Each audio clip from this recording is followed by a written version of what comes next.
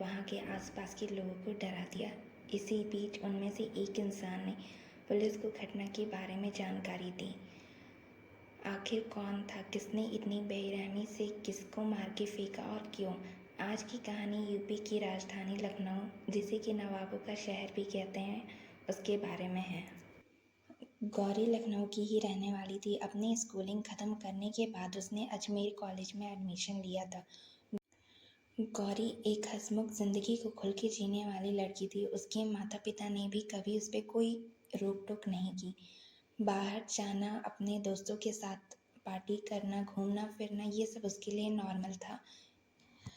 एक रविवार के दिन गौरी अपनी माँ से यह कहकर कि वह अपने पापा की जैकेट ड्राई क्लीनिंग के लिए देने जा रही है, घर से बाहर निकलती है। तब 1 बजे का समय था। करीब 2 बज चुके थे, पर गौरी अभी तक घर वापस नहीं लौटी थी। माँ को काफ़ी टेंशन होने लगी। उन्होंने कॉल भी किया गौरी को, पर वो रिसीव नहीं कर रही थी। करीब 6 बजे के आसपास एक बार कॉल रिसीव होता है। माँ की जान में जान आती है और फिर दूसरी तरफ से एक लड़की की आवाज़ आती है और वह कहता है कि वह गौरी के साथ इको गार्डन में है और गौरी घर के लिए 8 बजे तक निकल जाएगी। माँ को कुछ ठीक नहीं लगता और वो गौरी के पिता को सारी बातें बताती है जो उसकी और उस लड़की के बीच हुई थी। गौरी के पिता भागे भागे घर आते हैं और फिर वह भी गौरी को कॉल करने की कोशिश करते हैं, पर फिर वही होता है, कॉल कोई रिसीव नहीं करता है। फिर 7 बजे के पास जाके एक बार कॉल फिर से रिसीव होता है और फिर इस बार भी उसी लड़की की आवाज़ थी और वो कहता है कि गौरी की तबीयत अचानक से ख़राब हो गई और वो गौरी को लेके तुरंत हॉस्पिटल लेके जा रहा है। हॉस्पिटल पीजीआई हॉस्पिटल था। यह सुनते ही गौरी के माता पिता दोनों ही हॉस्पिटल के लिए निकल जाते हैं। गौरी के पिता जब हॉस्पिटल में जानकारी लेने के लिए जाते हैं कि गौरी किस कमरे में है, तो उन्हें पता चलता है कि गौरी नामक कोई भी लड़की वहाँ पे नहीं आई है और यह सुन के उन्हें और भी टेंशन होने लगती है कि वो लड़का झूठ क्यों कह रहा है, वो लड़का है कौन। हॉस्पिटल से निकल के सीधे वो लोग पुलिस स्टेशन की ओर जाते हैं और पुलिस स्टेशन पहुँच के वो सारी बातें बताते हैं जो सुबह से अभी तक घटित हुई हैं पुलिस को।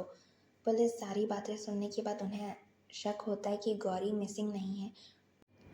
पुलिस को ऐसा लगता है कि गौरी भाग गई है उस लड़के के साथ। ये बात सुनने के बाद माता पिता को काफ़ी गुस्सा आता है, पर फिर वो वहाँ से लौट जाते हैं। उन्हें लगता है पुलिस उनकी कोई भी मदद नहीं करेगी, तो गौरी को खुद ही दोबारा से ढूंढने लगते हैं।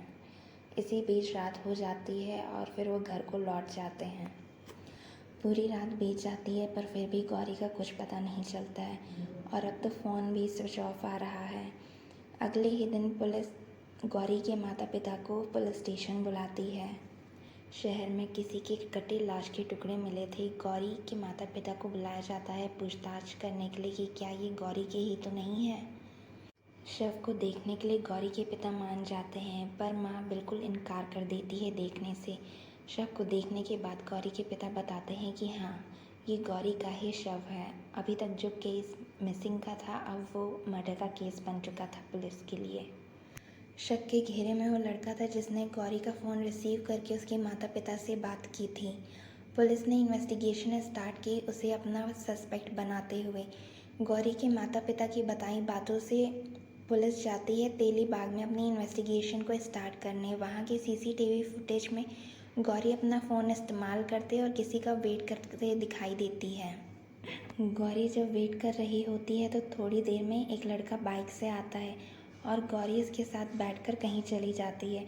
उस लड़के की शक्ल देख पाना तो नामुमकिन सा था, क्योंकि सीसीटीवी फुटेज में लड़के की शक्ल देख पाना नामुमकिन सा था क्योंकि उसने हेलमेट पहन रखी थी। फिर ये सब देखने के बाद पुलिस तेलीगंज में जाके लोगों से आसपास पूछती है कि उस घटना के बारे में किसी को कुछ पता है या नहीं। लोग वहाँ के आसपास के लोगों ने उन्हें बताया कि जिस लड़के की तलाश कर रहे हैं उस लड़के का नाम है हिमांशु। पुलिस पता करते करते उसके घर पहुँचती है, पर वहाँ पे कोई नहीं था और गेट पर भी ताला लगा था। पड़ोस के लोग पुलिस को बताते हैं कि सब लोग मुंबई गए हैं घूमने के लिए, पर हिमांशु वहीं पे रुका हुआ है। उसके जानने वाले लोगों की मदद से पुलिस को हिमांशु मिल जाता है और वह उसे लेकर पुलिस स्टेशन चले जाते हैं। हिमांशु साफ मना कर देता है कि वह गौरी नाम की किसी भी लड़की को नहीं जानता है। पुलिस उसे सबूत दिखाती है और उसे बताती है कि उन्हें सब पता चल गया है। अच्छा होगा कि वो भी सारी सच्चाई उन्हें खुद ही बता दे। ये देख के हिमांशु को लगता है कि अब उसके पास बचने का कोई रास्ता नहीं है, तो वो सारी सच्चाई पुलिस को बता देता है।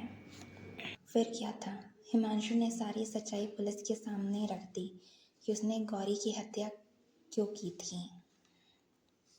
हिमांशु ने बताया कि वह और गौरी 1 साल पहले ऑनलाइन मिले थे और उसे गौरी से प्यार हो गया था। जब उसके घर पे कोई नहीं था तो उसने सोचा गौरी से मिलने का ये अच्छा मौका रहेगा।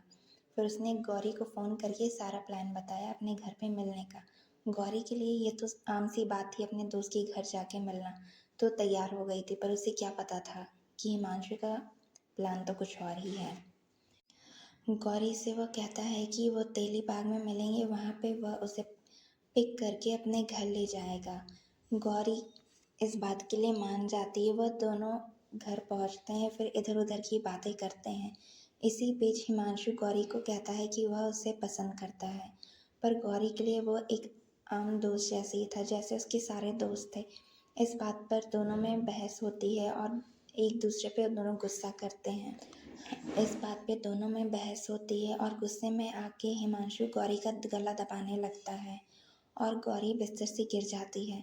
हिमांशु को लगता है कि गौरी मर चुकी है। वह उसे वैसे ही छोड़ के घर से चला जाता है। फिर घर लौटते समय वह मार्केट से कुछ सामान लेके आता है जिससे वो गौरी की लाश को ठिकाने लगा सके। घर आकर वह गौरी के शव को कई टुकड़ों में काटता है और उन्हें प्लास्टिक बैग में बांध देता है। फिर जब और रात हो जाती है तो शहर के अलग अलग हिस्सों में जाकर उन्हें फेंक देता है कि किसी को भी उस पर शक ना हो कि उसने क्या किया है, किस घटना को वारदात दी है। सारी बात बताने के बाद पुलिस के सामने सारी सच्चाई आ गई थी।